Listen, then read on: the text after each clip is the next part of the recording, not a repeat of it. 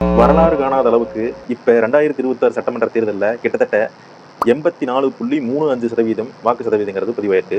இந்த வாக்கு சதவீதம் அப்படிங்கிறது இதுக்கு முன்னாடி நடந்த தேர்தலை விட அதிகம் அப்படிங்கிற மாதிரி சொல்லிட்டு இருக்காங்க. இதுக்கு முக்கியமா 3 காரணங்களை சொல்றாங்க. முதல் காரணம் எஸ்ஐஆர் சட்ட திருத்தம் கொண்டு வந்து என்னதான் வாக்கு சதவீதங்கள் அதிகமாயிருந்தாலும் இதுல கிட்டத்தட்ட 2 லட்சம் வாக்குகளுக்கு மேல பதிவாகாம போயிருக்குது. அதுல என்னதும் ஒண்ணு அப்படிங்கிறதுல ரொம்ப வருத்தமா இருக்கு. இரண்டாவது காரணம் 4 முனை போட்டி.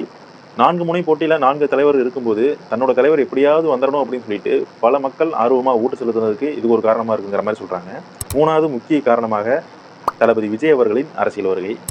எல்லா மக்களும் ரொம்ப ஆர்வமா வாக்கு செலுத்துறதுக்கு போனங்காட்டி தான் இந்த வாக்கு சதவீதங்கிறது வந்திருக்கு. எது சரியான அரசியல்னு தெரியாமையே இவ்வளவு பேர் ஆர்வமா வாக்கு செலுத்திருக்காங்கன்னா சரியான அரசியல் இதுன்னு தெரிஞ்சா கண்டிப்பா இன்னும் நிறைய மக்கள் வாக்கு செலுத்திருப்பாங்க. இன்னும் வாக்கு சதவீதங்கிறது 90% மேல போயிருக்கும். இன்னும் முழுசா அரசியல் தெரிஞ்சா இன்னும் வாக்கு சதவீதம் கம்மியாகிறது கூட வாய்ப்புகள் இருக்கு, சொல்ல முடியாது.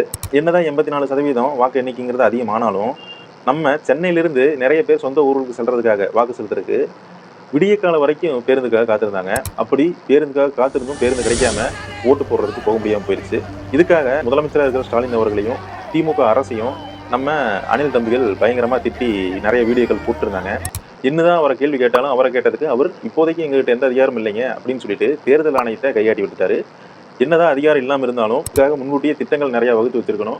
ஏன்னா சென்னையிலேருந்து நிறைய பேர் வெளி மாவட்டங்களுக்கு ஓட்டு போட போவாங்கன்னு இந்த அரசாங்கத்துக்கு இந்த தேர்தல் ஆணையத்துக்கு கண்டிப்பாக தெரிஞ்சிருக்கும். அதை முன்னேற்பாடாக பண்ணி வச்சிருக்கலாம் அப்படிங்கிறத என்னுடைய கருத்து.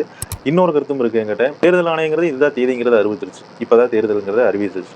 ஒரு 2 நாளைக்கு முன்னாடியே கிளம்பி போகிறதுக்கு உங்களுக்கு என்ன வேக்காடு? முந்தின நாள் நைட்டு தான் எல்லாரும் மொத்தமாக போய் நிற்கணுமா? மொத்தமாக எல்லாரும் போய் இப்படி நிற்கும் போது கண்டிப்பாக கூட்ட நெரிசல் ஏற்படும். பேருந்து தாமதமாக தான் வரும். அந்த அடிப்படை அறிவு தெரிஞ்சிருந்தாவே நீங்கள் 2 நாளைக்கு முன்னாடியே கிளம்பி போயிருப்பீங்க. உங்களோட வாக்குங்கிறது சரியாக செலுத்திருக்கலாம். இப்போ வாக்கு சதவீதங்கிறது 90% கூட ஆயிருக்கிறதுக்கு நிறைய வாய்ப்புகள் இருந்திருக்கும். இப்படியும் மே 4ஆம் தேதி வரைக்கும் எல்லாரும் காத்திருப்போம். அப்போ நிறைய கதறல் சத்தங்கள் கேட்கும்.